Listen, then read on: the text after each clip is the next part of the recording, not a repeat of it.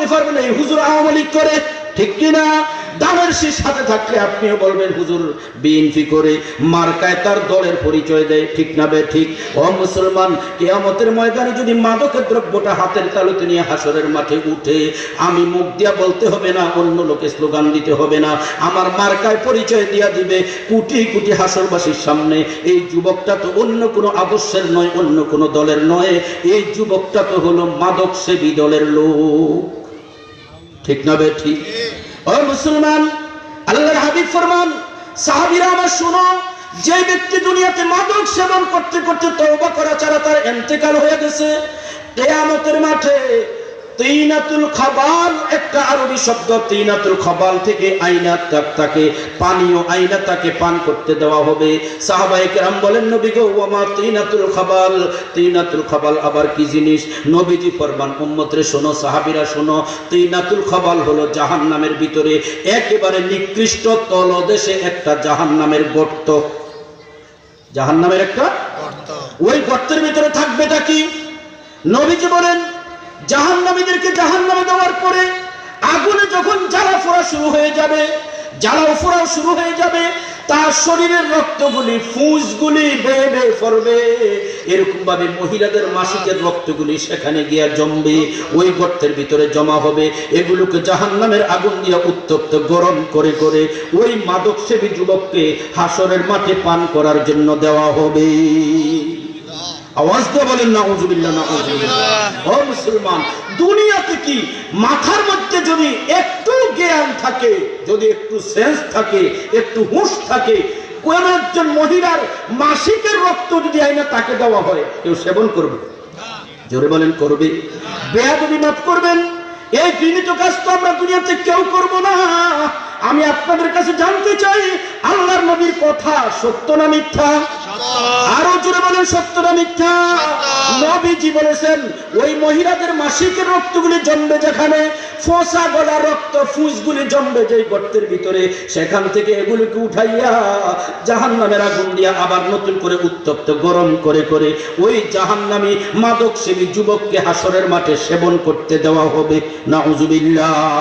ও যুবক ভাই, হাতে পায়ে ধরে অনুরোধ করে বলবো, রে বন্ধু, এখনো সময় আছে, এত বড় বিশাল বড় একটা কবিরা গুনাহ, এই গুনাহটা ছাড়ো, গুনাহটা ছাড়ো। তোমার জীবনের দাম বুঝো, যৌবনের দাম বুঝো, মা বাবার স্বপ্নের দাম বুঝো। আজকে কত যুবক ভাই আছে মাদক সেবন করতে করতে করতে করতে 14 তারিখের পূর্ণিমার চাঁদের মতো সুন্দর চেহারাটাকে ফ্যাকাশে চেহারা বানায়া, কালো কালো সাই সাই চেহারা বানায়া ফেলাইছে, ঠিক না বেঠি? চেহারার দিকে তাকাইলেই বোঝা যায় এই যুবক তো অন্য কোন রোগে আক্রান্ত নয়, নিঃসন্দেহে সে মাদক সেবনের রোগে আক্রান্ত, ঠিক কিনা? তার শরীরে কোনো শক্তি থাকে না, রাস্তার কিনারায় দাঁড়িয়ে আছে, ছোট্ট বালক বাচ্চা গিয়া পিছনে দিয়া ধাক্কা মারছে, 3টা উল্টানি খাইয়া যায়, খেতে পড়ছে, আছে না নাই? ও মুসলমান, যৌবনের শক্তিও ধ্বংস হইয়া যায়। এই যুবক অবিবাহিত হলে বিবাহ করার সাহস তার কাছে আর থাকে না, যদি বিবাহিত হয় বিবির হক আদায় করতে পারে না, অবশেষে বিবি 1 দিন 2 দিন 1 মাস 2 মাস 2-4 মাস অপেক্ষা করে, যদি দেখে আমার স্বামী মাদকের রাস্তা থেকে ফিরে আসছে তো ভালো, যদি ফিরে না আসে অবশেষে বিবি স্বামীর কপালে লাথি মেরে স্বামীর বাড়ি ত্যাগ করে বাবার বাড়ির রাস্তা ধরে, আছে না না? ও যুবক, তোমার জীবন শেষ, তোমার যৌবন শেষ। আল্লাহ নবীর হাদিসের অনুবাদ শুনাইলাম, তোমার তো আখিরাত শেষ, ঠিক না বে ঠিক? কিসের আনন্দ করতেছো, কিসের ফুর্তি করতেছো? তোমার শরীরের খাসারা মাত্র রইছে, আর তোমার সব গেছে, ঠিক না বে ঠিক?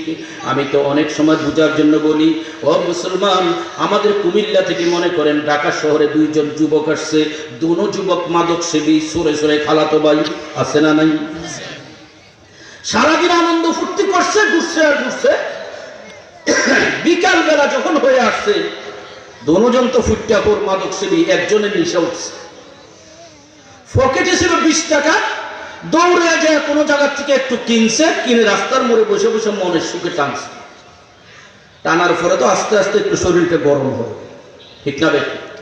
শরীর গরম হয়েছে, গরম হইতে হইতে আস্তে আস্তে করে বেতাল হয়, বেতালের থেকে আস্তে করে সে মাতাল হয়ে যায়, ঠিক না রে ঠিক? মাতাল হইলে আর হুঁশ থাকে না, কি বলে কি করে কোনো খবর থাকে না, তখন রাস্তা ঠেলে সোজা করার জন্য, ঠিক না বে ঠিক?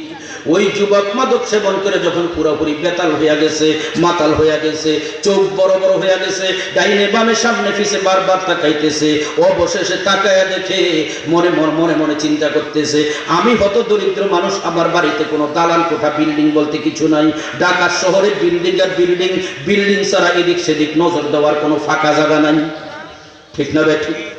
যুবক মনে চিন্তা করতেছে, আজকে যখন ঢাকা শহরে আসছি এমনি বাড়িতে যাব না, একটা বিল্ডিং ঠেলে বাড়িতে নিয়ে যাব। বিশাল বড় বুদ্ধিমানের সিদ্ধান্ত। যাই বিল্ডিং একটা পছন্দ করছে, করে বস ঠেলা আরম্ভ করছে, ঠেলতেছে তো আর ঠেলতেছে, ঠেলতে ঠেলতে 1 ঘন্টা 2 ঘন্টা চলে গেছে, ঘাম জড়তেছে, ক্লান্ত শ্রান্ত হয়ে গেছে। মনে সিদ্ধান্ত করলো জুতাগুলি খুলে রাখি, 7টা খুলে জুতার উপর রেখে দেই, তারপরে ঠেলতে আরো সুবিধা হবে। জুতা জোড়া খুলে রাখছে, 7টা খুলে জুতার উপরে রাখছে, রাইখা আবার মনের সুখে ঠেলতেছে। ওদিকে প্রথম দ্বিতীয় বন্ধুর নিশা উঠছে, পকেটে 20 টাকাও নাই, পাগলের মতো দৌড়াদৌড়ি ছুটাছুটি আরম্ভ করছে, কোথায় যাবে কি করবে। যখন ফুটটা করে নিশা উঠে তখনই বিবির গলার হার চুরি করতে বাধ্য হয়, ঠিক না বে ঠিক? এখন যুবক কি করবে? দৌড়াদৌড়ি কইরা কোনো কুল কিনারা না পাইয়া প্রথম বন্ধুকে খুঁজতে আরম্ভ করছে। খুঁজতে আইসা দেখে ওই যে প্রথম বন্ধু জুতা জোড়া রাইখা, 7 খুঁড়া রাইখা বিল্ডিং ঠেলতেছে। মনে খুশি, ঢাকা শহরে পুরাতন মাল বিক্রি হয়, ঠিক না বে ঠিক? এখন জুতা জোড়া আর 7টা লইয়া দৌড়। দ্বিতীয় বন্ধু লইয়া যাইয়া দোকানে নিয়া 20-30 টাকা বিক্রি করছে, করে সামান্য একটু মাদক দ্রব্য খরিদ করে মনের সুখে টানতেছে।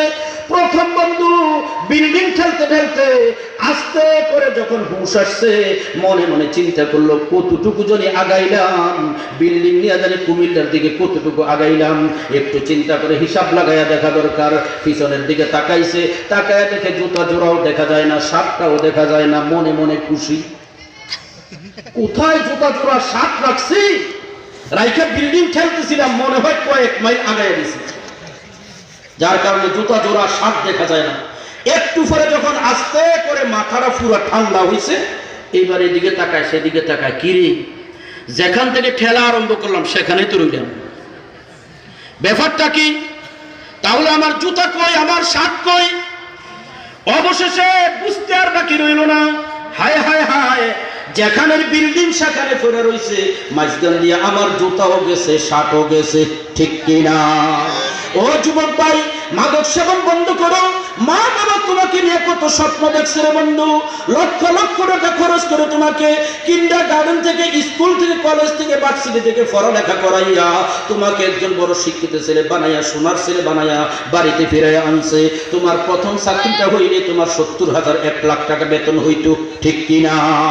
মা বাবা স্বপ্ন দেখে আর তুমি বাড়িতে ফিরত আইসা বখাটে মূর্খ যুবকদের সাথে বন্ধুত্ব ফাটাইয়া তাদের সাথে মিশে মাদক সেবন শুরু করে দিয়া, মাদক সেবন করতে করতে করতে করতে তোমার সারা জীবনের সব শিক্ষা তুমি বরবাদ করে দিয়া, তোমার মা বাবার আশার গুড়ে তুমি বালির সিটা দিয়া দিয়েছো, ঠিক কিনা?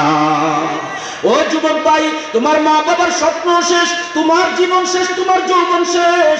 ও যুবক ভাই, তোমার আখিরাত শেষ। এই জন্য কসম করে বলি, তোমার হাতে পায়ে ধরে অনুরোধ করে বলি রে বন্ধু, যদি মাদকে অভ্যস্ত হয়ে থাকো, এখনো সময় আছে, ইমাম সাহেব হুজুরের কাছে আসো, মাদ্রাসার মুহতামিম সাহেব হুজুরের কাছে আসো, আয়েশা হুজুরের হাতে পায়ে ধরে হুজুরের কাছে মাপ চাও, আর বলো হুজুর আমাকে তওবা করাইয়া দেন, আমি তো এমন অপরাধ করে আমার জীবন যৌবন সব ধ্বংস করে দিয়েছি, তওবা করো, তওবা করো। এখনো যদি তওবার মতো তওবা তুমি করে ফেলতে পারো রে বন্ধু, আল্লাহ পাক রব্বুল আলামিন তোমাকে শরাবখুরি থেকে ফিরাইয়া আইনা বিশরে হাফিজ রহমাতুল্লাহি আলাইহির মতো আল্লাহর ওলি তোমাকে বানায়া দিতে পারেন, ঠিক কিনা? এই জন্য কথা সংক্ষেপে বলতেছিলাম, আল্লাহ তাআলা 3 শ্রেণীর ঈমানদার মুসলমানের জন্য জান্নাত হারাম করে দিয়েছেন। 1 নম্বরে মাদকসেবী দল, 2 নম্বরে ওয়াল আক্কু, মা বাবার অবাধ্য সন্তান, 2 নম্বরে আছে না নাই? জোরে বলেন আছে না নাই? কত যুবক যুবতী ভাই বোনেরা আছো, তোমার মা বাবা দুনিয়াতে বেঁচে আছে, মায়ের খেদমত করো না, বাবার খেদমত করো না, মা বাবার কথা মতো তুমি জিন্দেগি যাপন করো না। ওরে যুবক যুবতী ভাই বোনেরা আমার, তোমার বন্ধু বান্ধব নিয়ে আড্ডা মারো, স্বামী স্ত্রীকে নিয়ে, স্ত্রী স্বামী স্বামীকে নিয়ে, এরকম ভাবে কত রসালাপ করে দিনকে দিন কাটাইতেছ। মাকে মা বলে ডাক দাও না, বাবাকে আব্বা বলে ডাক দাও না। বন্ধুর কান কথা শুই না, তোমার বিবির কান কথা শুই না, তোমার মাকে মা বলে ডাক দাও না। তোমার মায়ের সাথে রাগ করে কথা বন্ধ করে রাখছো, বাবার সাথে রাগ করে কথা বন্ধ করে রাখছো। আমি বলবো রে বাবা, তোমার বাবার সাথে তোমার মায়ের সাথে কথা বন্ধ করো নাই, তুমি তোমার জান্নাতের দরজাটাকে বন্ধ করে দিয়েছো, ঠিক কিনা? তুমি তোমার জান্নাতের দরজা বন্ধ করে দিয়েছো। তুমি যদি তোমার মায়ের মনে বাবার মনে সামান্যটুকু আঘাত দিয়ে থাকো, আল্লাহর হাবিব ফরমান ওয়াল আকু, ওই মা বাবার অবাধ্য সন্তান নিজের ব্যক্তিগত আমলে যত কোটি কোটি মনে মনে পাহাড় পরিমাণ ইবাদত থাকুক না কেন, মা বাবার মনে কষ্ট থাকার কারণে, দাগ থাকার কারণে তোমার জন্য আল্লাহর জান্নাত হারাম হইয়া গেছে। নাউজুবিল্লাহ। 3 নম্বর ওয়াদায়ুস আল্লাযী ইউকিরু ফি আহলিহিল কুবুস, ওই অভিভাবক দায়ুস, যেই অভিভাবক দায়ুসের ছেলে মেয়েরা নাফরমানি করে, বদদিনী করে, রক্তের পর রক্ত নামাজ ছাড়তেছে, গান বাজনা শুনতেছে, বেপরদায় চলতেছে, মাদক সেবনে আক্রান্ত হয়ে পড়ছে, হাজারো নাফরমানি করে জড়াইয়া পড়ছে, কিন্তু মা বাবা তাকে বাধা দেয় না, তাকে ফিরাইয়া আনে না, মা বাবা তাকে ভালো পথে রাখার জন্য চেষ্টা করে না, মা বাবা তাকে বাধ্য করে ভালো রাস্তার দিকে আনে না। আল্লাহ নবী ফরমান ওই মা বাবা হলেন দায়ুস। আর এই দায়ুস মা বাবা ব্যক্তিগত আমলনামায় যত মনে মনে ইবাদত থাকুক না কেন, কিন্তু এই দায়ুস অভিভাবকের জন্য আল্লাহর জান্নাত হারাম। নাউজুবিল্লাহ। বিস্তারিত কথাগুলি বললাম না, আমার বলার কথা হলো মুসলমান এরকম হাজারো নাফরমানির কাজে জড়িত হইয়া আমার দুনিয়াও ধ্বংস, আখিরাতও ধ্বংস, আমার জান্নাত ধ্বংস করে দিয়ে আমি জাহান্নামী হইয়া গেছি। এরকম নাফরমানি আমাদের ঘরে ঘরে, ব্যক্তিগত জীবনে, পারিবারিক জীবনে, সামাজিক জীবনে আছে না নাই? যদি বাঁচতে চাই, যদি ফিরে আসতে চাই, আল্লাহ পাক রব্বুল আলামিন ফরমান ইত্তাকুল্লাহ, ও দুনিয়ার বান্দা বান্দীরা তোমরা আল্লাহকে ভয় করো, আল্লাহকে ভয় করো। আল্লাহর ভয় যার দিলের ভিতরে আসছে, প্রকাশ্যে গোপনে সব নাফরমানি বন্ধ হয়ে গেছে, ঠিক কিনা? हर के তোর সাদ আজ হক তাকওয়া গুজিদ, हर के তোর সাদ আজ হক তাকওয়া গুজিদ, তোর সাদ আজ ওয়াই জিন্ন ইনসো हर के দীদ, তোর সাদ আজ ওয়াই জিন্ন ইনসো हर के দীদ। আপনি ঘুমান না কেন? আল্লাহ তাআলা বলছিলেন নবী মুসা, তোমাকে আগামীকাল রাত্রে জবাব দিব, এক গ্লাস পানি হাতে নিয়ে তুমি দাঁড়াইতে হবে। পরের রাত্রে হযরতে মুসা আলাইহিস সালাম এক গ্লাস পানি হাতে নিয়ে দাঁড়ায় রইলেন। রাত্রের 12টা বাজে, 1টা বাজে, 2টা বাজে, আল্লাহ তাআলার পক্ষ থেকে কোনো জবাব আসতেছে না। হযরতে মুসা নবীর আস্তে করে ঘুমের তন্দ্রা চাপছে, ঘুমের তন্দ্রা চাপলে শরীর লুজ হইতে থাকে, ঢিলা হইতে থাকে, ঢিলা হইতে হইতে আস্তে করে পানির গ্লাসটা হাতের থেকে ছুটে পড়ে গেছে, পয়রা কাঁচের গ্লাস চুরমার হয়ে গেছে। এইবার আল্লাহ আসলেন, মুসা তোমার জবাব শোনো। তোমার প্রশ্ন ছিল আমি আল্লাহ ঘুমাই না কেন? ও মুসা, সামান্য একটা গ্লাস তুমি হাতে নিয়ে এই গভীর রাত্রে দাঁড়ায় আছো, এখনো ঘুমাও নাই, ঘুমের তন্দ্রা মাত্র আসছে, গ্লাসটা তোমার হাতের থেকে পড়ে ভেঙে চুরমার হয়ে গেছে। রে মুসা, তুমি কি দেখো না 7 আসমান 7 জমিন সম্বলিত বিশাল বড় দুনিয়াটাকে আমি আল্লাহ এমন সুন্দর করে সাজায়া গুছাইয়া প্রতিটা মুহূর্তে আমি আল্লাহ পাহারাদারি করে করে আমি আল্লাহ চালায়া নিতেছি। আমি আল্লাহ যদি ঘুমাই এই দুনিয়াটা কিভাবে চলবে? এই জন্য বলতেছিলাম মুসলমান, আল্লাহ পাক রব্বুল আলামিন ঘুমান না। কেন ঘুমান না? আমি ছোট্ট করে আরেকটা কথা বলতে চাই। ও মুসলমান, আল্লাহ তাআলা কেন ঘুমান না, কেন ঘুমান না? আমি তো বলবো আমাকে আপনাকে পাহারাদারি করার জন্য আল্লাহ ঘুমান না, ঠিক কিনা?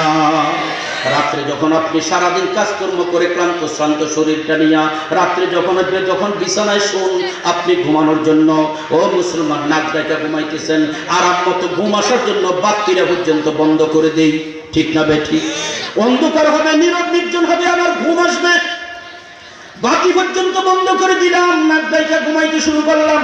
রাত্রের 2টা বাজে, 3টা বাজে হঠাৎ করে আমার ইস্তিনজার প্রয়োজন হলো, আমার পেশাব পায়খানার প্রয়োজন হলো, কোনো প্রয়োজন হলো, আমি লাফ দিয়া ঘুম থেকে উঠলাম, উঠা বাতিটা জ্বালাইলাম, বাতি জ্বালাইয়া দেখি আমার রুমের ফ্লোরের মধ্যে বিভিন্ন পোকামাকড়, তেলা পোকা দৌড়াদৌড়ি করতেছে, ঠিক কিনা? আমি আপনার কাছে জানতে চাই, এই যে গুড়াগাড়া ছোট ছোট পোকামাকড় তেলা পোকা রুমের ভিতরে দৌড়াদৌড়ি করতেছে, আপনি ঘুমাইতেছেন, নাক ডাইকা ঘুমাইতেছেন, বাতির আলো নাই, পুরা অন্ধকার। অন্ধকারের অজুহাতে কোনো একটা পোকামাকড় আপনার নাকে কানের ছিদ্র দিয়া আজ পর্যন্ত ঢুকছে নাকি? জোরে বলেন ঢুকছে? কোন সাপ বিচ্ছু আপনাকে দংশন করছে নাকি? ও মুসলমান, কেন করলো না, কেন করলো না?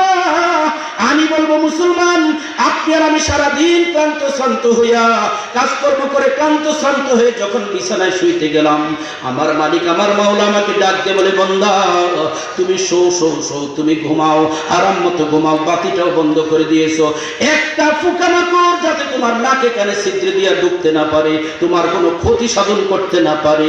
এই জন্য বান্দারে তুমি আরাম মতো শুয়া শুয়া ঘুমাও। আমি মাওলা ঘুমাই না, ঘুমাই না, আমি ঘুমাবো না, সারা রাত্র আমি মাওলা জাগ্রত থাইকা তোমাকে পাহারাদারি করব। আল্লাহ পাক রব্বুল আলামিন আমাকে আপনাকে পাহারাদারি করতেছেন। আর ও যুবক ভাই, যুবতী বোনেরা আমার, ও মা বাবার আমার, ঘন্টার পর ঘন্টা টেলিভিশনটা চালাইয়া রাত্রের 12টা 1টা 2টা পর্যন্ত টিভি চাইতে চাইতে আমি ঘুমাই, আছে না নাই? টাচ মোবাইলটা চালাইতে চালাইতে আমি ঘুমাই। আল্লাহ তাআলা আমাকে পাহারাদারি করতেছেন, আর আমি আল্লাহর নাফরমানি করতেছি, ঠিক কি না? এরকম সারা রাত আল্লাহ রব্বুল আলামিন পাহারাদারি করে করে আমাকে ঘুম পাড়াইলেন। আরামের ঘুম না যাইকা ঘুমাইয়া এই নিয়ামতের শুকরিয়া আদায় করার জন্য আল্লাহ রব্বুল আলামিন ফজরের 2 রাকাত নামাজ ফরজ করেছিলেন, ঠিক কি না? ও মুসলমান, কত নিমক খারাপ মানুষ আমরা। সকালবেলা যেই মাওলা সারা রাত আমাকে পাহারাদারি করে ঘুম পাড়াইলেন, সকালবেলা ঘুম থেকে লাফ দিয়ে উঠা মুয়াজ্জিনের ডাক শুইনা লাফ দিয়ে উঠা 2 রাকাত ফরজ নামাজ, ফজরের নামাজ আদায় করতে পারি না, আছে না না? আমি তো অনেক সময় বলি যে ফজরের নামাজের সময় এক একটা বাসা বাড়ির দিকে নজর দিলে বোঝা যাবে মনে হয় যেন কবরস্থান হয়ে গেছে, ঠিক না বে? ঠিক। কবরস্থানে মানুষ আছে কিন্তু সারা শব্দ নাই, ঠিক কি না? আমাদের বাড়িতে বাড়িতে ঘরে ঘরে মানুষ আছে, ফজরের নামাজের সময় কোনো সারা শব্দ নাই। ও মুসলমান, নাক ডাইকা ঘুমাইলাম, 7টা 8টা বাজে আমি আস্তে করে মোড়ামুড়ি দিয়া ঘুম থেকে উঠলাম, ব্রাশটা লইয়া আমি ওইরকম ভাবে ওয়াশরুমে গেলাম অথবা পুকুর পাড়ে গেলাম, যাই আমি ফাঁকসাফ হইয়া আমি আমার অফিস আদালতের দিকে গেলাম। রাস্তাঘাটে দেখলে, অফিস আদালতে গেলে আমার অধীনস্থরা বলে আমাকে স্যার, বলে কি বলেন? স্যার আসছে, স্যার আসছে। আরে কিসের স্যার? قال رسول الله صلى الله عليه وسلم من خرج الى صلاه الفجر خرج برايه الايمان। আল্লাহর হাবিব ফরমান, উম্মতরে শুনো, যে ব্যক্তি ফজরের নামাজের সময় ঘুম থেকে উঠা ফজরের নামাজের দিকে রওনা করলো, ফজরের নামাজটা আদায় করলো, আল্লাহ পাক রব্বুল আলামিন তার হাতের মধ্যে ঈমানের ঝান্ডা তুলে দেন, সুবহানাল্লাহ। সে মুমিন, ঈমানদার, তা সে শুধু মুমিন নয়, সে মুমিনদের সেনাপতি, ঠিক না ঠিক? যুদ্ধের পতাকা থাকে কার হাতে? সেনাপতির হাতে। আল্লাহর হাবিব ফরমান, ঈমানের ঝান্ডা তার হাতে উঠে যায় যদি ফজরের নামাজটা আদায় করে বের হয়। ওমান খারাজা ইলা সুকি খারাজা বিরায়াতি ইবলিস। আর নবীজি ফরমান, উম্মতে শোনো, সকালবেলা ঘুম থেকে উঠছো, ফজরের নামাজটা আদায় করো নাই, তুমি তোমার অফিসে গেলা, তোমার বাজারে গেলা, তোমার চাকরিতে গেলা, যেখানেই গেলা, মনে রাখো রে উম্মত, ইবলিস শয়তানের ঝান্ডা হাতে নিয়ে তুমি বের হয়েছো। কিসের আমি স্যার? আমি তো ইবলিসের সর্দার হয়ে গেছি, ফজরের নামাজটা তো আমি আদায় করিনি। জোরে বলেন, ঠিক না রে? ঠিক। এই জন্য বলতেছিলাম মুসলমান, আমার আপনার বাড়ির দিকে নজর দিলে মনে হবে যেন কবরস্থান হয়ে গেছে।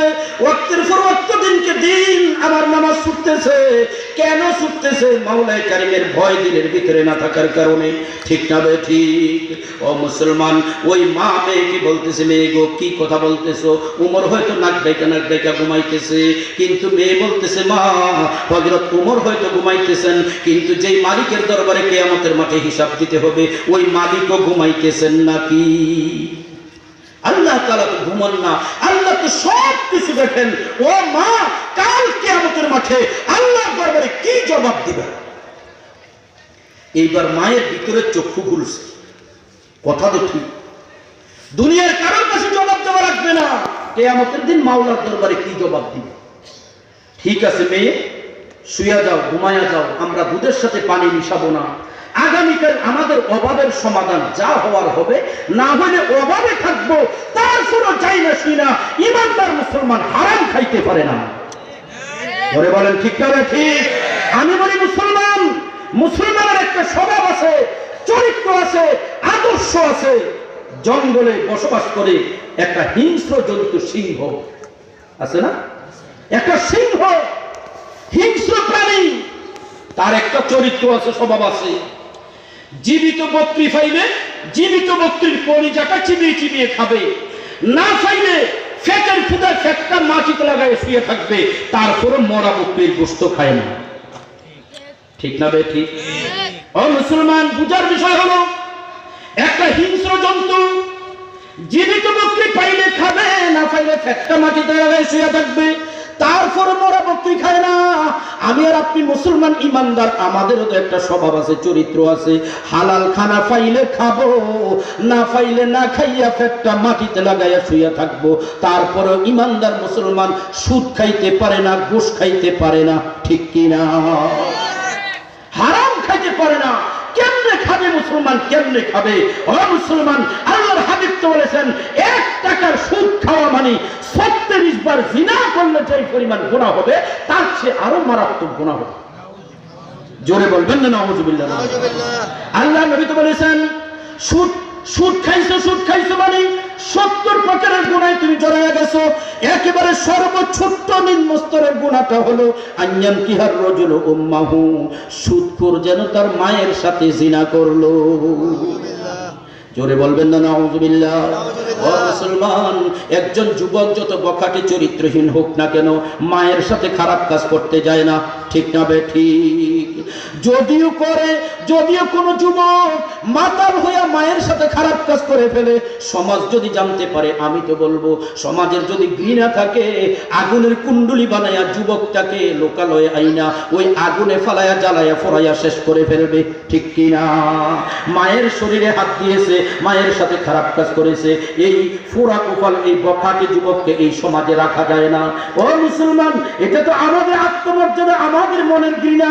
কিন্তু আমি আপনাদের কাছে জানতে চাই, আল্লাহর নবীর কথা সত্য না মিথ্যা? ওই নবী তো আমাদেরকে বলে দিয়েছেন সুদ খাইও না, সুদ খাইও না। সুদের পিছনে 70 প্রকার গুনাহ রয়েছে। সর্বনিম্ন সবচেয়ে ছোট্ট গুনাহটা হলো আইয়াম কিহার রাজুল উম্মাহু, সে যেন তার মায়ের সাথে জিনা করলো। নাউযুবিল্লাহ। সরাসরি কোনো যুবক মায়ের সাথে জিনা করে না এমন পাওয়া যাবে না, জিনা করে এমন পাওয়া যাবে না। কিন্তু মুসলমান হাজার হাজার লক্ষ লক্ষ টাকার সুদ খাইয়া অনবরত মায়ের সাথে জিনা করার গুনাহ তার হইতেছে। এরকম বহু মুসলমান সমাজে আছে না? না। বাঁচা সম্ভব কিভাবে? কখন বাঁচা সম্ভব হবে? একমাত্র আল্লাহর ভয় দিনের ভিতরে যদি থাকে। ঠিক কিনা? ওই মা মেয়েকে বলে, মেয়ে গো চলো আমরা শুয়ে পড়ি, প্রয়োজনে না খাইয়া থাকবো, তারপরও আমরা হারাম খাবো না, দুধের সাথে পানি মিশাবো না। আপনাদের কষ্ট হইতেছে নাকি? জোরে বলেন, কষ্ট হইতেছে আপনাদের? এইবার মা মেয়ে শুয়ে পড়ছে। হযরত ওমর ফারুক রাদিয়াল্লাহু তাআলা আনহু আস্তে করে জানালার পাশ থেকে সরে রাজ দরবারে যায় বাকি রাত্রটা বিশ্রাম করলেন। পরের দিন ফজরের নামাজের পর যেই কথা সেই কাজ, সরকারি পুলিশ পাঠাইয়া মা মেয়ে দুইজনকে খবর দিয়া হযরত ওমর রাজ দরবারে হাজির করে দিয়েছেন। সুবহানাল্লাহ। মা মেয়ে দুজন রাজ দরবারে হাজির হযরত ওমরের সামনে।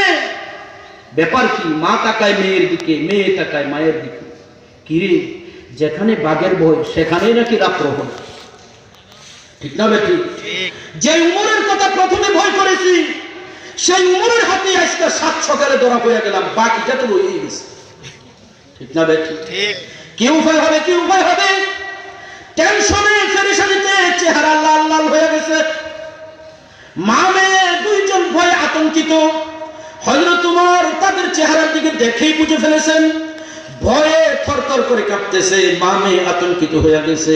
হযরত ওমর এইবার মা মেয়ে দুইজনকে ডাক দিয়ে বলতেছেন, মা ভয় পাইও না, ঘাবড়াইও না, তোমাদেরকে বিচারের কাজ করানোর জন্য আনি নাই, তোমাদেরকে লাল গুদামে ঢুকানোর জন্য আনি নাই, কোনো জেল জরিমানা করার জন্য তোমাদেরকে আনি নাই। ও মা শোনো শোনো, গত রাত্রে তোমাদের মাঝে এই কথাগুলি আলোচনা হয়েছিল কিনা? মেয়ে বলতেছে আমিরুল মুমিনিন, কথা তো হয়েছে সত্য, কিন্তু গভীর রাত্রের মা মেয়ে আমরা দুইজনের কথা আপনি কিভাবে জানলেন? হযরত ওমর বলেন, মা আমি কিভাবে জানলাম সেটা তোমাদের জানার দরকার নাই গো মা, আমি ওমর আমার দায়িত্ব পালন করেছি। তবে শোনো গো মা, আমি ওমর তোমরা দুইজনকে রাজদরবারে হাজির করেছি কোনো প্রকারের শাসন শোষণ করার জন্য নয়, কোনো প্রকারের জেল জরিমানা করার জন্য নয়। তোমাদেরকে আমি হাজির করেছি একমাত্র দুইটা সুসংবাদ দেওয়ার জন্য। সুবহানাল্লাহ, দুইটা সুসংবাদ দেওয়ার জন্য তোমাদেরকে ডাকছি। এক নম্বরের সুসংবাদ, মেয়ে গো শোনো, এত গভীর রাত্রে তুমি একজন মেয়ে, তুমি একজন মহিলা, তোমার মনের ভিতরে আল্লাহ পাক রব্বুল আলামিনের এতটুকু ভয় ছিল, যে ভয়ের কারণে দুধের সাথে পানি মিশানোর মতো এত বড় একটা অপরাধ অন্যায় থেকে তুমি বিরত থাকতে পারছো। এত গভীর অন্ধকার রাত্রে তোমার মনে এতটুকু ভয় ছিল গো মা, আমি ওমর গ্যারান্টি দিয়ে বলতে পারি তোমার মতো এরকম একজন নেককার দিনদার আল্লাহর ভয়ওয়ালা মেয়ে আমার রাজত্বের ভিতরে যতদিন বেঁচে থাকবা, আমি ওমর গ্যারান্টি দিয়ে বলতে পারবো ততদিন পর্যন্ত তোমার বরকতে, তোমার উসিলায় আমার রাজত্বের ভিতরে কোনো প্রকারের আযাব ও গজব আসবে না। আমার রাজত্বের ভিতরে কোনো ফিতনা ফাসাদ হবে না, আযাব ও গজব হবে না। সত্যি সত্যি আল্লাহর হাবিব বলে দিয়েছেন, খায়রু মাতাঈদ দুনিয়া আল মারআতুস সালিহা, तमाम বিশ্ব জগতের জন্য সর্বশ্রেষ্ঠ সম্পদ হবে একজন নেককার মহিলা। সুবহানাল্লাহ। হযরত ওমর ডাক দিয়ে বলেন, মা দ্বিতীয় নম্বরের সুসংবাদটা তোমাদেরকে জানানোর জন্য আমি আনছি। সেই সুসংবাদটা হলো গো মা, যেই অভাবনাটনের তাড়নায় দুধের সাথে পানি মিশানোর পর্যন্ত পরামর্শে তোমরা উপনীত হয়ে গেছিলা, যেই অভাবনাটনের কারণে এত গভীর রাতে টেনশন করতেছিলা, পেরেশান করতেছিলা, ও মা মেয়ে, আমি ওমর তোমাদেরকে অভয় দিচ্ছি, তোমাদেরকে নিশ্চয়তা দিচ্ছি, যাও যাও যাও, তোমরা বাড়িতে চলে যাও, শান্তি মতে আরাম মতে তোমাদের ঘরে তোমরা বসবাস করো, রিজিকের অভাব অনাটন নিয়ে আর টেনশন করতে হবে না। আমি ওমর কথা দিলাম, তোমাদের মতো মা মেয়ে দুইজন যতদিন পর্যন্ত বেঁচে থাকবা ততদিন পর্যন্ত আমি রাষ্ট্রপতির রাষ্ট্রীয় কোষাগার থেকে রাষ্ট্রীয় কুলির মাথায় বোঝা বহন করে তোমাদের প্রতিদিনকার 3 বেলার খাবার তোমাদের ঘরের দুয়ারে পৌঁছে যাবে। তাকওয়াওয়ালা জিন্দেগি, আল্লাহর ভয়ওয়ালা জিন্দেগি কোনদিন অভাবে কষ্ট হইতে পারে না। জোরে বলেন ঠিক না বেঠিক? আল্লাহর কোরআন তো সত্য, ওয়া মান ইয়াত্তাকিল্লাহা ইয়াজআল লাহু মাখরাজা ওয়া ইয়ারযুকুহু মিন হাইসু লা ইয়াহতাসিব। আল্লাহ তাআলা বলেন, বান্দারে তুমি যদি তাকওয়াওয়ালা হও, আমি আল্লাহর ভয়ওয়ালা হও, আমি আল্লাহ তোমার জন্য ইয়াজআল লাহু মাখরাজা, তোমার জীবনের সব সংকীর্ণতা, টেনশনের দরজা দূর করে দিব। সুবহানাল্লাহ। ওয়া ইয়ারযুকুহু মিন হাইসু লা ইয়াহতাসিব, এমন জায়গা থেকে আমি আল্লাহ তোমার রিজিকের ব্যবস্থা করে দিব যেখান থেকে রিজিক আসার কোনোদিন তোমার কল্পনাও ছিল না। সুবহানাল্লাহ। একটা বিধবা মহিলা, ইয়েতিম মেয়ে রাজ দরবারের থেকে তাদের খাবার দাবার জারি হয়ে যাবে, তারা কোনোদিন কল্পনা করছিল? কিসের কারণে? তাকওয়ার বরকতে। ঠিক না বেঠিক? এই জন্য পর্দার আড়ালে মা বোনদেরকে দুটি কথা বলে যাবো, মা সত্যিকারে তোমরাও নেককার হও, তোমরা আল্লাহওয়ালা হও, 5 ওয়াক্ত নামাজওয়ালা জিন্দেগি বানাও, রোজাওয়ালা জিন্দেগি বানাও, পর্দাওয়ালা জিন্দেগি বানাও, স্বামীর খেদমতওয়ালা জিন্দেগি বানাও। 4টা কর্মসূচি দিয়ে তোমার জীবনটাকে নেককার দিনদার আল্লাহওয়ালা হওয়ার জিন্দেগি বানাও। ও মা তুমি দামি, তুমি দামি, কোনো সন্দেহ নাই তুমি দামি। আল্লাহর হাবিব বলেছেন, যখন তুমি নামাজওয়ালা, রোজাওয়ালা, পর্দাওয়ালা, স্বামীর খেদমতওয়ালা 4টা নেক আমলওয়ালা জিন্দেগি বানায় তুমি দুনিয়া থেকে যাবে, তাহলে কিয়ামতের মাঠে তোমাকে ডাইকা ঘোষণা দেওয়া হবে, ফালতাদখুল মিন আইয়ি আবওয়াবিল জান্নাতি শাআত। ও মা, ওই যে জান্নাতের 8টা দরজা তোমার জন্য খুলে দেওয়া হয়েছে, যেই দরজা দিয়ে ইচ্ছা বিনা হিসাবে তুমি জান্নাতে প্রবেশ করো। আরো জোরে বলেন সুবহানাল্লাহ। একজন মহিলা যদি সত্যিকারের নেককার হয়, দিনদার হয়, আল্লাহর ভয়ওয়ালা হয়, আমি তো বলবো এই মা নীরবে নির্জনে টেলিভিশনের সামনে বৈশা বৈশা স্টার জলসা, জি বাংলার নাটকগুলি দেখতে পারে না। ঠিক না ঠিক? টাচ মোবাইল হাতের মধ্যে নিয়ে নাফরমানির কাজ করতে পারে না, এমন একজন মা নিজকে নিজে অর্ধ উলঙ্গ ভাবে সাজাইয়া বেপরদায় রাস্তাঘাটে চলতে পারে না, এমন একজন মা স্বামীর সাথে বেয়াদবি আর অন্যায় অপরাধ করতে পারে না, স্বামীর মনে কষ্ট দিতে পারে না। যেই মায়ের মনে আল্লাহ পাকের ভয় আছে, ওই মা তো নামাজওয়ালা জিন্দেগি বানায়, ওই মা 5 ওয়াক্ত নামাজি হবে, ওই মা কোরআন তেলাওয়াত করা হবে, ওই মা দুনিয়া তো দামি হবে, আখিরাত তো দামি হবে। শুধু তাই নয়, আমি বলবো যেই মা যত বড় নেককার দিনদার আল্লাহওয়ালা হবে, ওই মায়ের সন্তানও তত বড় নেককার আল্লাহওয়ালা হবে। মা ভালো তার সন্তান ভালো, কথা আছে না নাই? কথা আছে না নাই? মা ভালো তার সন্তান ভালো। যে মা নামাজি হয়, আমি তো অনেক জায়গায় বলি, দেখেন একটু নজর দিয়া, ছোট্ট 2-3 বছরের ছোট্ট সন্তান, মা যখন নামাজে দাঁড়াইছে, সন্তানের পরনে হাত প্যান্টও নাই, ওই সন্তানও দৌড় দিয়া মায়ের পাশে আইসা নামাজের নিয়ত বাইদা দাঁড়ায়। দেখছেন নি আপনারা? আমার নিজের চোখের দেখা, ছোট্ট পিচ্চি সন্তান তার মায়ের পাশে দৌড় দিয়ে আইসা নামাজের মুসল্লায় দাঁড়াইছে। দাঁড়ায় কি করবে তাও তো বুঝে না, চেহারা ঘুরে মায়ের চেহারার দিকে তাকায়, মা তো সূরা ফাতিহা তেলাওয়াত করে, ঠিক না বে ঠিক? ঠোঁট নাড়ানাড়িটা দেখা যায়। সন্তান মনে মনে কয়, মনে হয় নামাজে দাঁড়াইলে নিচের দিকে তাকায় ঠোঁট লাড়তে হয়। সন্তানও নিচের দিকে তাকাইয়া 2 ঠোঁট নাড়ানাড়ি শুরু করে দেয়, ঠিক কিনা? কত মাকে দেখা গেছে, মা টেলিভিশনের সামনে বসে না, টাচ মোবাইল নিয়ে জীবন সর্বনাশ করে না, পার্শ্ববর্তী করে বান্ধবীকে লইয়া স্বামীর বিরুদ্ধে, শ্বশুর শাশুড়ির বিরুদ্ধে গীবত শিকায়েতের আড্ডা জমায় না, নীরবে নির্জনে ঘর সংসারের কাজ গোছানোর পরে সময় পাইলেই মাওলার কোরআন তেলাওয়াত নিয়ে বসা যায়, ঠিক কিনা? এমন মায়ের 2-3 বছরের সন্তান, ওই সন্তান কোরআন তেলাওয়াত জানে না, কিন্তু তারপরও দেখা যায় মায়ের কোরআন নিয়ে টানাটানি শুরু করে দেয়, ঠিক না বে ঠিক? আমি পড়বো, আসলে তো আলিফ বা তাও জানে না। আমি বলবো, মা তুমি আল্লাহর দরবারে বিশ্বাস করতে পারো, আশা করতে পারো গো মা, আজকে তোমার এই সন্তান তোমার নামাজ দেখে না বুঝেও তোমার নামাজের পাশে দাঁড়ায়, তোমার কোরআন না বুঝেও না পারার পরেও তাও তোমার কোরআন নিয়ে টানাটানি করে গো মা। এই নামাজের পাশে দাঁড়ানো, এই কোরআন নিয়ে টানাটানি বৃথা যাবে না মা। আল্লাহর দরবারে আশা করতে পারো গো মা, তোমার এই সন্তান বড় হইয়া নামাজওয়ালা কোরআনওয়ালা সন্তান হবে, ঠিক কিনা? এই জন্য সত্যিকারে দেখা গেছে, যেই মা যত বড় নেককার, যেই মা যত বড় নেক আমলওয়ালা, যেই মা যত বড় ফরজাওয়ালা, যত বড় নামাজওয়ালা, তার সন্তানও তত বড় আল্লাহওয়ালা হয়, ঠিক না বে ঠিক? কারণ এই মায়ের চিন্তা চেতনা, এই মায়ের কথাবার্তা, এই মায়ের আচরণ, এই মায়ের দোয়া সব সময় থাকে সন্তানকে আল্লাহওয়ালা বানানোর জন্য, ঠিক না বে ঠিক? লম্বা চূড়াভাবে বলা যাবে না। প্রসিদ্ধ ঘটনা, হযরতে খাজা নিজামউদ্দিন আউলিয়া রহমাতুল্লাহ আলাইহি, নাম শুনছেন না সকল? দিল্লিতে তার মাজার। খাজা নিজামউদ্দিন আউলিয়া রহমাতুল্লাহ আলাইহি 5 বছর বয়সে তার বাবা মারা গেছে। মা আর সন্তান, সংসারে তৃতীয় কোনো মানুষ নাই, রুজি রোজগারের কেউ নাই, আত্মীয় স্বজনের বাড়ির থেকে খাবার দাবার কিছু পাঠাইলে মা ছেলে 2 জনে খায়। আর যখন খাবার দাবার শেষ হয়ে যায়, মা সন্তানকে সান্ত্বনা দিতেছে, বুঝাইতেছে, বাবা টেনশন করো না, চিন্তা করো না, আমাদের ঘরে খাবার নাই মানে কি জানো? তার মানে হলো আমরা এখন থেকে আল্লাহ পাকের মেহমান। আওয়াজ দিয়ে বলেন না সুবহানাল্লাহ। মা সন্তানকে কি শিক্ষা দেবে? আমরা এখন থেকে আল্লাহ পাকের মেহমান, চিন্তা নাই রে বাবা, কোনো টেনশন নাই। যখন করে খাবার আসে খায়, সন্তানকে মা খাওয়ায়। যখন খাবার থাকে না, মা সন্তানকে বলে, বাবারে আমরা আল্লাহ পাকের মেহমান। ফাঁকেই তো ঘরে খানা থাকে না, সন্তানকে মা বলে, আমরা আল্লাহ পাকের মেহমান, আমরা আল্লাহ পাকের মেহমান। কথাটা শুনতে শুনতে সন্তানের কাছে বড় মজা লাগে উঠছে। ওহ, কত ভালো কথা, আমরা আল্লাহ পাকের মেহমান, আল্লাহ পাকের মেহমান। এক সময় এক আত্মীয়র ঘরের থেকে বেশি পরিমাণে খাবার পাঠাইছে। 1 দিন 2 দিন 3 দিন খাবার আর শেষ হয় না। সন্তান চেহারাটা মলিন করে ঘরের দরজার সামনে বসে বসে, মনটা খারাপ, চেহারাটা মলিন। মা যার দৌড় দিয়ে যাইয়া সন্তানকে টান দিয়ে নিজের বুকে জড়ায় বসছে, বাবারে কেন চেহারা মলিন করে মন খারাপ করে বসে আছো? তোমার বাবার কথা স্মরণ আসছে নাকি?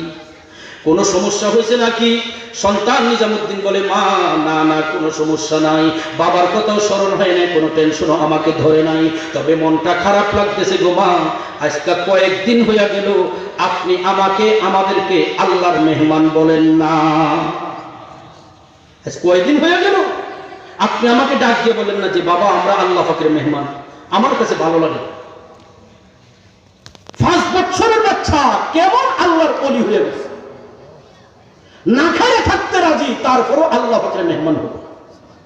কেমন পরিবর্তন এসে গেছে, নিজের যোগ্যতায় না মায়ের বরকতে, মায়ের বরকতে, মায়ের শিক্ষায়।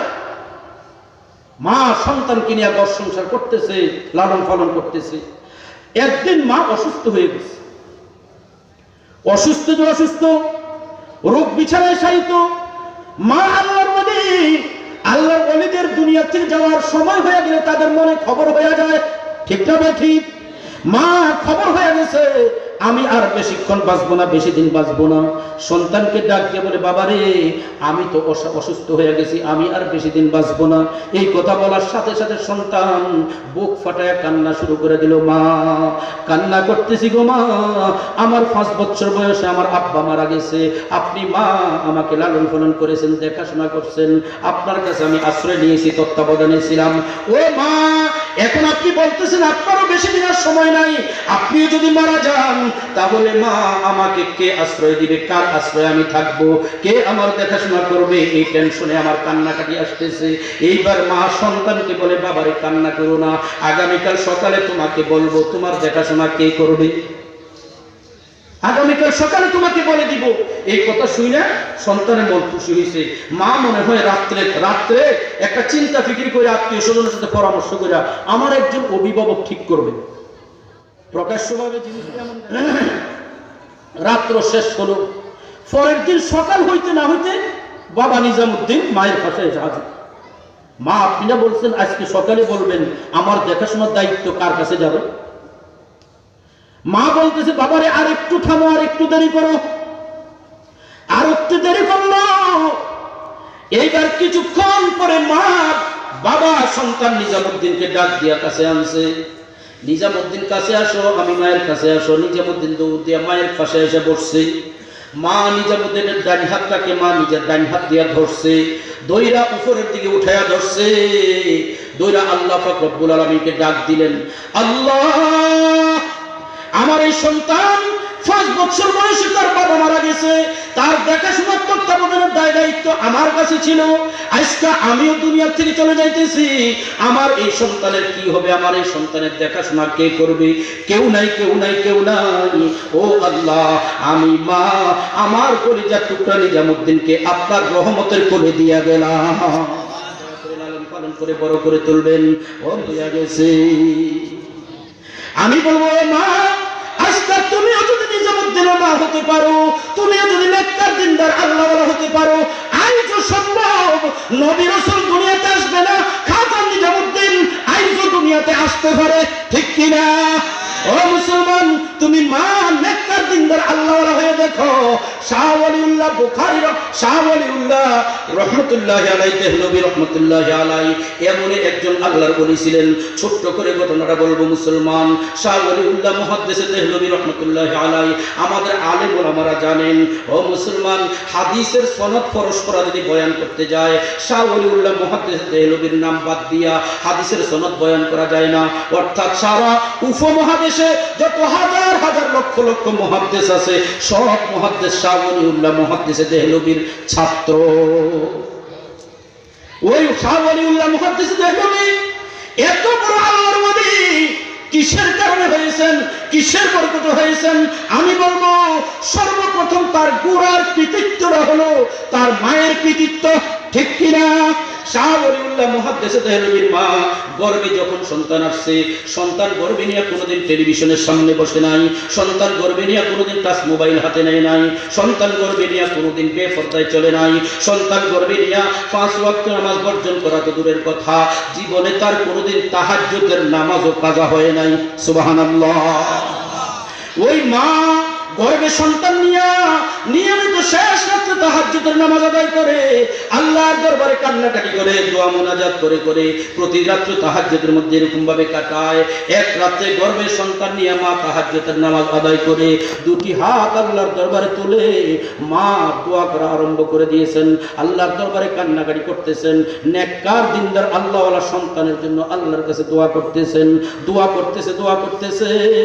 ইতিমধ্যে হঠাৎ করে মা মুনাজাতের ভিতরে তার দুইটা হাতের দিকে তাকায়া দেখে আল্লাহু আকবার কাবীরা, মায়ের দুইটা হাতের উপরে, মায়ের দুইটা হাতের তালুর মধ্যে আরো ছোট্ট ছোট্ট দুইখানা হাত দেখা যাইতেছে, জলমল করে জ্বলতেছে, মায়ের সাথে মুনাজাত করতেছে। ও মুসলমান, স্বপ্ন যুগে যদি দেখতেন বিভিন্ন ব্যাখ্যা দিয়ে মনকে সান্ত্বনা দেওয়া যাইতো। না না না, জাগ্রত অবস্থার ঘটনা। শাহ ওলিউল্লাহ মুহাদ্দিসে দেহলভীর জীবনীতে আসছে, স্বপ্নের ঘটনা নয়, জাগ্রত অবস্থার ঘটনা। মা ঘাবড়াইয়া গেলেন, ভয় পাইয়া গেলেন।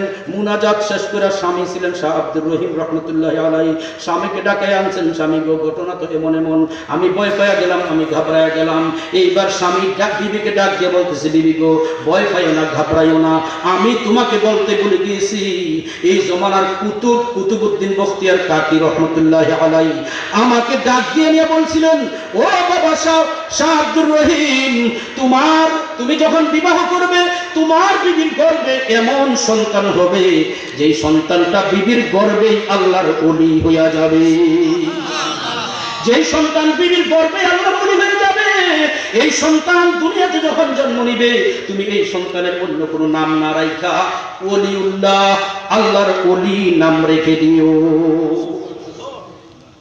এই সন্তান তোমার গর্ভে, সেই আল্লাহর কুতুবের ইশারা অনুযায়ী তোমার সন্তান তো তোমার গর্ভেই আল্লাহর ওলি হয়ে গেছে। আল্লাহর ওলিদের কেরামতি সত্য, এই জন্য তোমার সঙ্গে আজকে তোমার মুনাজাতে শামিল হয়ে আছে। আমি বলবো গো মা, স্বপ্ন যুগের ঘটনাগুলি বলতে যাব না, জ্বলন্ত দুইটা ঘটনা তোমাকে শোনাইলাম গো মা। খাজা নিজামউদ্দিন আউলিয়া রহমতুল্লাহ আলাইহি এত বড় আল্লাহর ওলি হলেন মায়ের বরকতে। শাহ ওলিউল্লাহ মুহাদ্দিসে দেহলভী রহমতুল্লাহ আলাইহি এত বড় আল্লাহর ওলি হলেন মায়ের বরকতে। শাহ মুহাম্মদ বিন ইসমাইল ইমাম বুখারী রহমতুল্লাহ আলাইহি, যিনি বিশাল বড় গ্রন্থ বুখারী শরীফের লেখক, ইমাম বুখারী রহমতুল্লাহ আলাইহি জন্মগ্রহণ করার পরে বিভিন্ন রোগে আক্রান্ত হইয়া অন্ধ হইয়া গেছেন। অন্ধ, চোখে দেখে না।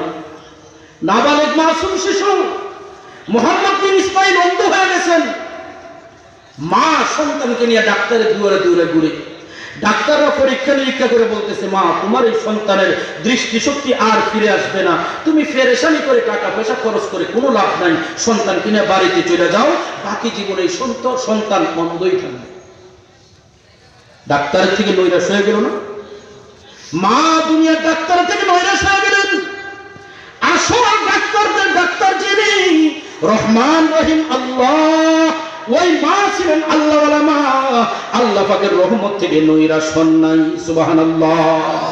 এইবার মা বাড়িতে যায় সন্তানকে ঘরের মধ্যে শোয়াইয়া মা নামাজ পড়ে পড়ে আল্লাহর দরবারে সন্তানের জন্য কান্নাকাটি করে, আল্লাহ দুনিয়ার কোনো মাস্টার প্রফেসর ইঞ্জিনিয়ার বানানোর জন্য তো নিয়ত করি নাই, আমার এই সন্তান কোরআন শিখবে, আমার এই সন্তান বড় হয়ে হাদিস শিখবে, আমার এই সন্তান বড় হইয়া যুগ শ্রেষ্ঠ ইমাম হবে, এই আশা বড় মনের ভিতরে নিয়ে সন্তানকে লালন পালন করতেছি। ও আল্লাহ, আমার সন্তানের যদি দৃষ্টিশক্তি না থাকে তাহলে কেমনে কোরআন হাদিস শিখবে? দুনিয়ার ডাক্তার নৈরাশ করে দিয়েছে, দুনিয়ার ডাক্তার ব্যর্থ হয়ে গেছে, আপনার রহমত তো মাত্র শুরু হতে পারে। আল্লাহ গো, আপনার কাছে ভিক্ষা চাই, আমার সন্তানের দৃষ্টিশক্তি ফিরাইয়া দেন। দিন যায় রাত আসে, রাত যায় দিন আসে, কিছুদিন যাবত মা সন্তানের জন্য আল্লাহর দরবারে এরকম ভাবে কান্নাকাটি করতে করতে এক রাত্রে মা যখন সন্তানের পাশে শুয়া ঘুমাইছে, এই ঘুমের ভিতরে মা স্বপ্ন যোগে দেখে হযরত ইব্রাহিম আলাইহিস সালাতু ওয়াস সালাম স্বপ্ন যোগে মাকে ডাক দিয়ে বলে, মা তোমার কলিজার টুকরা সন্তানের জন্য আর কত কান্না করবা গো মা? সন্তানের জন্য মায়ের কান্না বৃথা যায় না, বৃথা যায় না, তোমার কান্না আল্লাহর দরবারে কবুল হইয়া গেছে। ও মা উঠো উঠো, তোমার সন্তানের দৃষ্টি শক্তি ভালো হয়ে গেছে।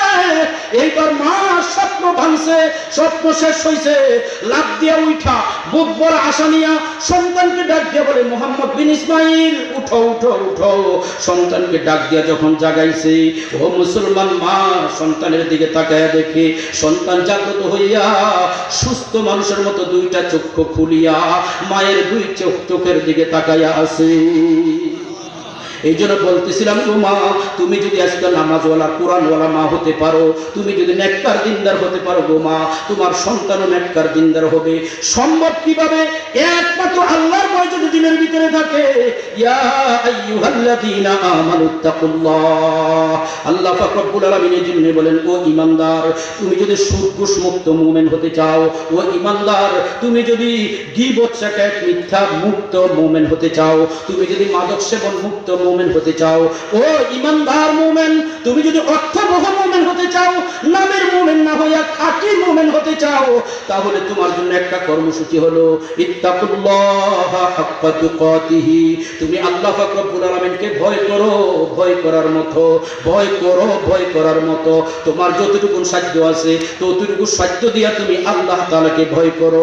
যদি ভয় করো ভালো, যদি আল্লাহর ভয় তোমার দিলে না আসে, আল্লাহর ভয় দিলের ভিতরে লইয়া তোমার জিন্দেগিটাকে আল্লাহর হুকুমওয়ালা নবীর তরিকাওয়ালা যদি বানাইতে না পারো, তোমার সন্তানগুলিকে যদি তুমি নেককার দিনদার কোরআনের আলেম কোরআনের হাফেজ যদি তুমি বানাইতে না পারো, সাবধান সাবধান। তুমি যদি বেনামাজি হও, তুমি যদি সুদখোর গোশখোর হও, তুমি যদি মাদকসেবী হও, তুমি যদি বেপরদা হও, তুমি যদি মিথ্যাবাদী গীবতকারী চুগলখোর হও, সাবধান সাবধান।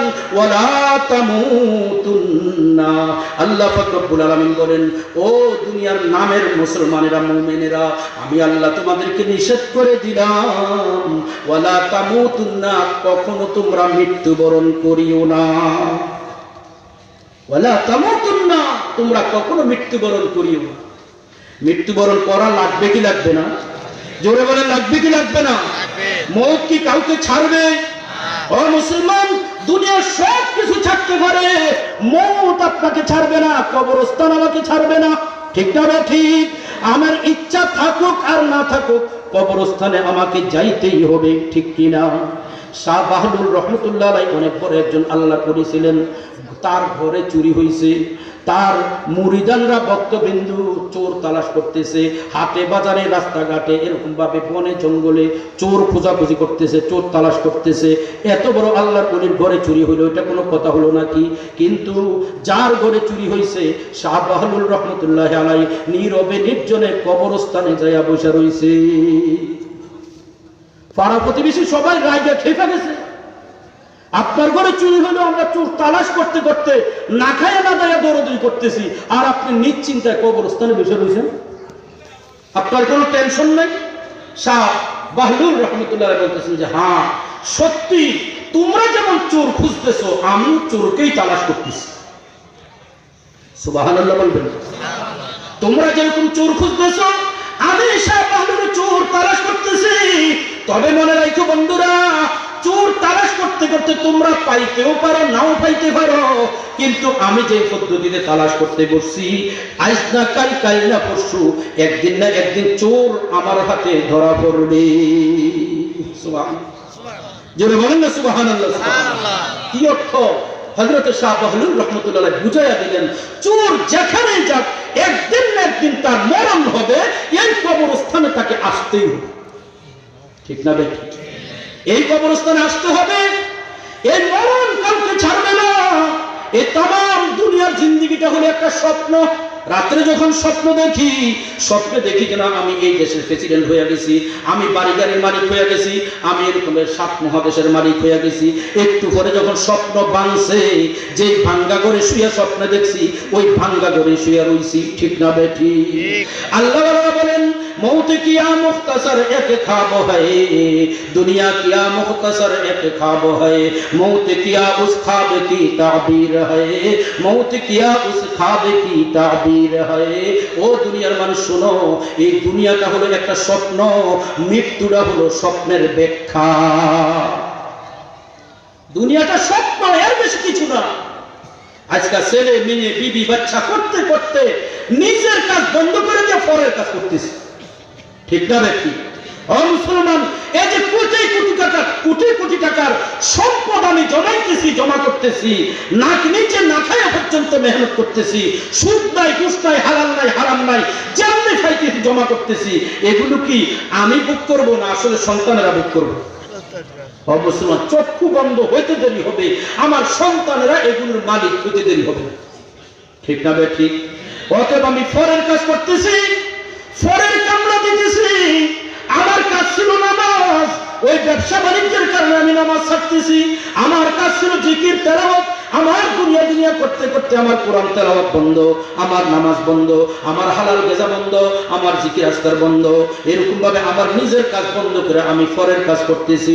কিন্তু মনে রাখতে হবে মুসলমান, আয়ে বেরাদর জি জাহানাত রফতানাস্ত, যাব আজরাইলে আখির দাদানাস্ত, চুয়াহেঙ্গে রফতান কুনাদ জানে পাক, চেবর তখতে মুরদান চেবর রোয়ে খা। মরণ যখন আসবে, আপনি কি 5 তলায় শুইছেন না 10 তলায় গাছতলায় শুইছেন, কিচ্ছু দেখা হবে না। মুহূর্তের ভিতরে সময় আসবে, শেষ। ঠিক না? এই মরণ তো কাউকে ছাড়বে না, মরণ করতে হবে। কিন্তু মরবো যে মরবো, আল্লাহ তো নিষেধ করে দিলেন, ওয়ালা তামুতুন্না, সাবধান তোমরা মরিও না। তবে যখন মরণ করতেই হবে, আল্লাহ নিষেধ করেছেন মানে কি?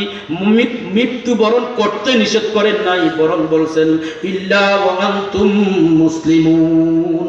তবে ও দুনিয়ার বান্দাবান্দিরা, তুমি মরণের আগে পুরোপুরি মুসলমান হও, মুসলমান হইয়া মৃত্যুবরণ করো, মুসলমান না হইয়া তুমি মরিও না। আল্লাহ নিষেধ করে দিয়েছেন, সাবধান, আমার কবরে আসবা, তুমি পুরোপুরি মুসলমান না হয়ে আমার কবরে আসিও না, বেনামাজি হয়ে আমার কবরে আসিও না, সুদখোর ঘুষখোর হয়ে আমার কবরে আসিও না, মিথ্যা গীবত চুগলখড়ি লইয়া আমার কবরে আসিও না, মাদক সেবনের অভ্যাস নিয়ে তুমি আমার কবরে আসিও না, বেনামাজি হয়ে আমার কবরে আসিও না। ইল্লা ওয়া আনতুম মুসলিমুন, তুমি পরিপূর্ণ মুসলমান হও। দুনিয়াতে মুসলমানি জিন্দেগি আগে বানাও। মুসলমানি জিন্দেগি কাকে বলে? মুসলমানি বুয়াদ গর্দান নেহাদান, মুসলমানি বুয়াদ গর্দান নেহাদান, এনানে খুদ বদস্তে খাজা দাদান, এনানে খুদ বদস্তে খাজা দাদান। আল্লাহর আরেফ বলেন, ও দুনিয়ার মানুষ, মুসলমান কাকে বলে শোনো। শুরুতে বলেছিলাম মুমিন কাকে বলে, শেষ কথা বলে যাই মুসলমান কাকে বলে।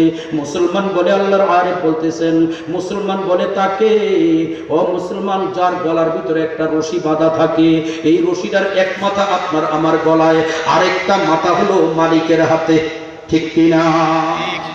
ওই রশিটার নাম হলো ইসলাম।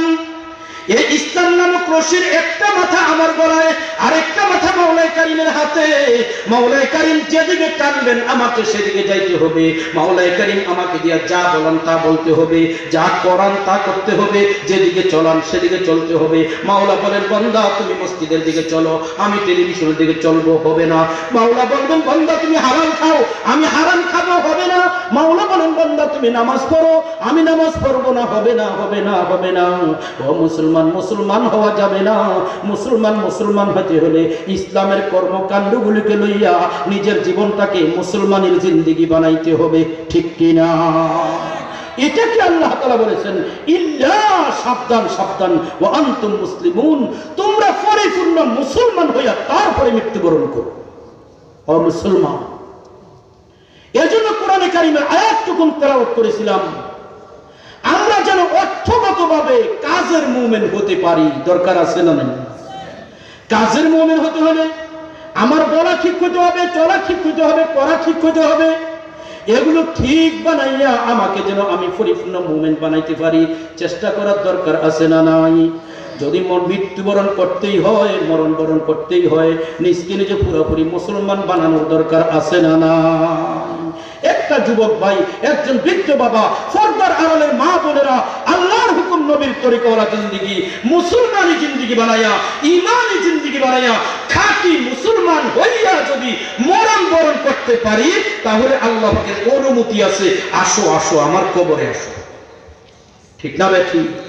শুধু অনুমতি নয়, আমি তো আজকে জুমার সময় আলোচনা করেছি, যদি সত্যিকারে আমার কলবটাকে আমি কলবে সলিম বানাইতে পারি, আমার নফসটাকে নফস মুতমাইন্না বানাইতে পারি, এক কথায় আমাকে আমি খাঁটি মুমিন খাঁটি মুসলমান বানাইতে পারি, তাহলে তো আমার সামনের জগতে টেনশন আর ভয় বলতে কিচ্ছু নাই, শুধু আনন্দ আর আনন্দই হবে। ঠিক না? মরণের সময় যখন হবে ফেরেশতারা জাহান্নামের ছবিটা উঠাইয়া ধরবে, সামনে উঠাইয়া ধরে বলবে, বান্দা ওই যে দেখো, দুনিয়াতে যদি তুমি বেনামাজি হইতা, বেরোজগারি হইতা, বেফরদা চলতা, সুদ ঘুষ খাইতা, বেনামাজি হইতা, এরকম ভাবে নাফরমানি আর নাফরমানি করতা, এই জাহান্নাম ছিল তোমার ঠিকানা। ঠিক না ভাই? ঠিক। এইবার ফেরেশতারা জাহান্নামের ছবিটাকে সরাইয়া নেবেন, জান্নাতের নমুনাটাকে উঠাইয়া ধরবেন, উঠাইয়া ধরে আল্লাহ তাকে বলবেন, ও বান্দা দেখো দেখো, তুমি যে দুনিয়াতে থাইকা মুমিনের জিন্দেগি তুমি কাটাইছো, মুসলমানের জিন্দেগি কাটাইছো, নামাজওয়ালা জিন্দেগি তুমি বানাইছো, অতএব তোমার এখন প্রকৃত ঠিকানাটা হলো এই জান্নাত। এই জান্নাত হলো ঠিকানা। জান্নাতের নাজ ও নেয়ামতগুলি আল্লাহর বান্দার চোখের সামনে ঝলমল করতে থাকবে। আল্লাহর বান্দা চেহারাটা ঘুরাইয়া জান্নাতের নমুনা দেখতে থাকবে। ও মুসলমান মুস্কি মুস্কি হাসতে থাকবে। ওদিকে ফেরেশতারা আজরাইল আলাইহিস সালাম রূহ বের করে নিয়ে চলে যাবে।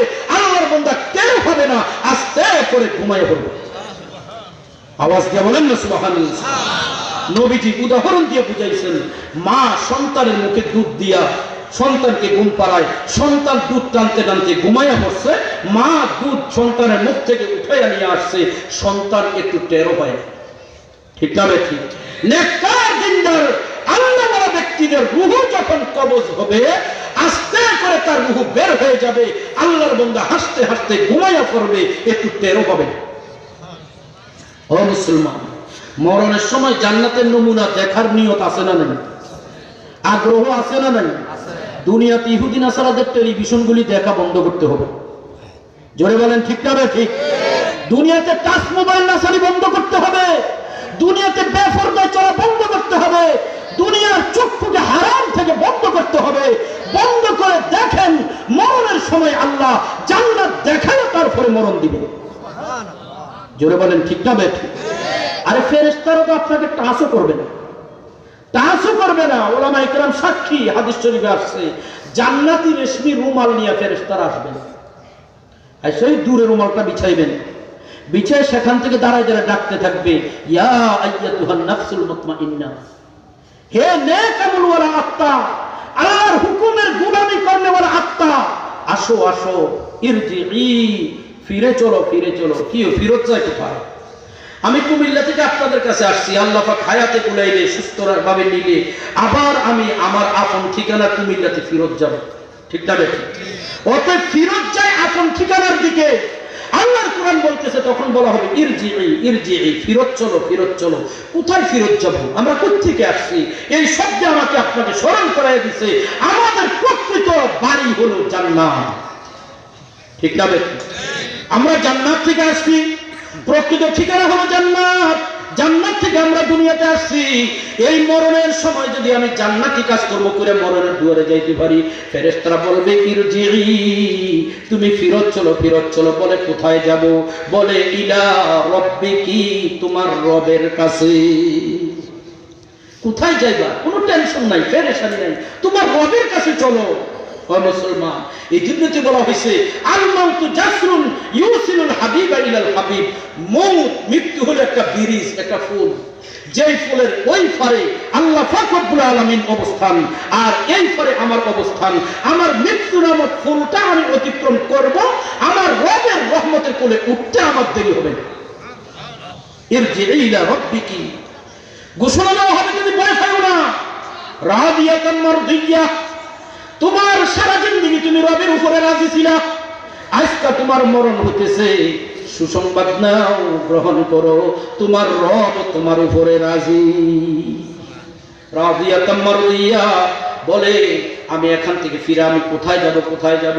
বলে ফাদখুলি ফি ইবাদি, মৃত্যুবরণ করে আয়েশা দেখো নবী রাসূলগণ, সাহাবায়ে কেরামগণ, তাবিঈন, তবে তাবিঈন, আইম্মায়ে মুস্তাহিদিন, লাখো লাখো বুজুর্গানে দিন, নামাজ ওয়ালা হারাম হারাম হালাল গেজা পর্দাওয়ালা জিন্দেগিওয়ালা, তাকওয়াওয়ালা জিন্দেগিওয়ালা, আল্লাহর ভয়ওয়ালা জিন্দেগিওয়ালারা এই মৃত্যুবরণ করে আসছে।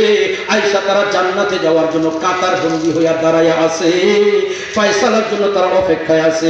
অতএব ফাদখুলি ফি ইবাদি, ও বান্দা তুমিও তাদের অন্তর্ভুক্ত, তুমি মৃত্যুবরণ করে তাদের কাতারে শামিল হইয়া যাও।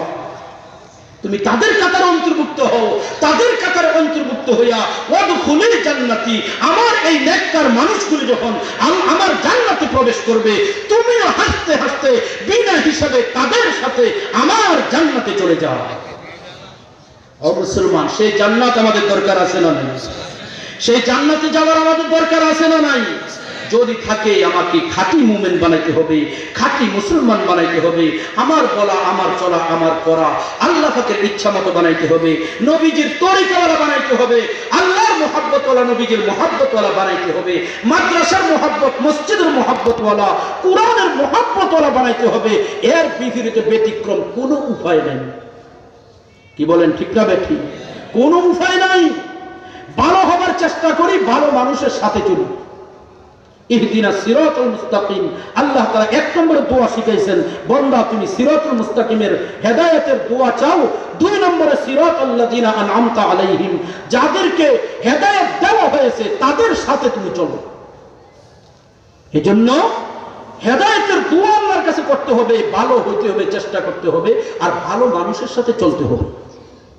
চলতে চলতে যদি মরতে পারি, তাহলে ওই ভালো মানুষের কাতারে শামিল হইয়া আল্লাহর জান্নাতে যেতে পারবো। আল্লাহ পাক রব্বুল আলামিন আমাদেরকে এই সিটাসাটা কথাগুলি যথাযথ বুঝার এবং আমল করার তৌফিক দান করেন। সকলে বলি আমিন। আরো জোরে বলি আমিন। আমি তো আপনারা জানেন কুমিল্লা থেকে আসছি, রাত্র 12টা বাজে। শীতের রাত্র হিসেবে অনেক রাত্র হয়েছে। আপনারা তো আলহামদুলিল্লাহ যেভাবে বসে আছেন, মনে হয় যেন আলহামদুলিল্লাহ আপনারা মনোযোগের সাথে কথাগুলি শুনতেছিলেন, আরো বললে আরো শুনতেন। কি বলেন? কিন্তু তারপরেও এত রাত্র হয়ে গেছে। আমি অনেক সময় বলি, এই মাহফিল, এই বয়ান, এগুলোর মূল উদ্দেশ্য হলো যেই নেক আমলগুলি আমি আজকাল এই পর্যন্ত করি নাই, আগামীকাল সকাল থেকে এগুলো শুরু করতে হবে। ঠিক না ঠিক? অতএব সারা রাত্র ওয়াজ শুনলাম, যদি ফজরের নামাজটা আমি ঘুমাইয়া কাটাইয়াই দিলাম, তাহলে আমার এই ওয়াজের কোনো লাভ নেই। ঠিক না ঠিক? হাজারো ওয়াজ মাহফিলকে এক পাল্লায় উঠানো, 2 রাকাত ফজরের নামাজকে আরেক পাল্লায় উঠানো, কসম করে বলি সেই 2 রাকাত ফজরের নামাজের পাল্লাটা ভারী হবে। কি বলেন, ঠিক না ঠিক? এই জন্য আমরা যেন ফজরের নামাজ উঠে জামাতের সাথে আদায় করতে পারি। আল্লাহ আমাদের সকলকে তৌফিক দান করেন, বলি আমিন।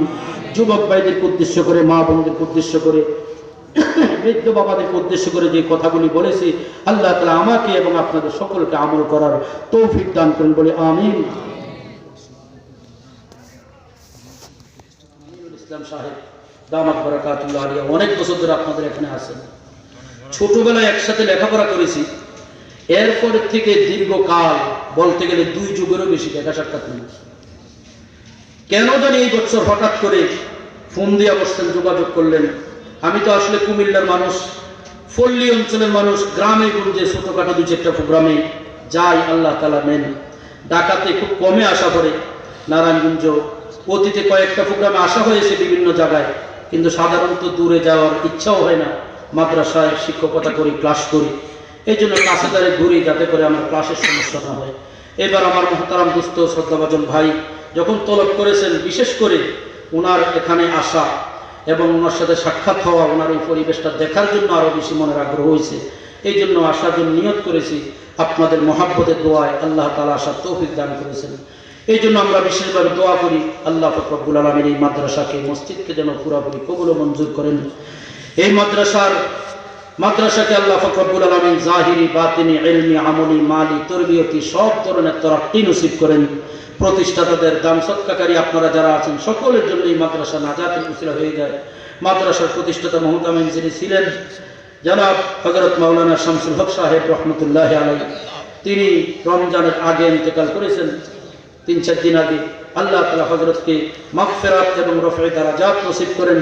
খানদানের সকলকে আল্লাহ তাআলা সুস্বাস্থ্য আর নেক হায়াত দান করেন। আর এই এলাকার দেশে বিদেশে যে যেখানে আছে সকলকে আল্লাহ তাআলা সুস্বাস্থ্য নেক হায়াত দান করেন। যার যত মুরব্বী আত্মীয় স্বজন আপনজনেরা, যার যে যত আত্মীয় স্বজন আপনজন কবরস্থ হয়ে গেছে, সকল মুর্দেগানদের কবর আযাব আল্লাহ তাআলা মাফ করে দেন। আমি কুমিল্লা যেই বাগিচা কবর মসজিদে ইমামতি করি, ওই মহল্লার একজন মুরব্বী ইন্তেকাল করেছেন, একটু আগে আমার কাছে খবর আসছে। তার জন্য দোয়া করব আল্লাহ যেন তাকেও মাগফিরাত দান করেন। মসজিদের মোতাওয়াল্লি খায়রুল আলম সাহেব, উনি ওনার ছেলে বাগ্নি এরকমভাবে আপনজনদের জন্য দোয়া চাইছেন, আল্লাহ পাক রব্বুল আলামিন কবুল ও মঞ্জুর করেন। এই জন্য বিশেষভাবে আমরা দোয়া করি। দুরূদ শরীফ পড়ি, আল্লাহুম্মা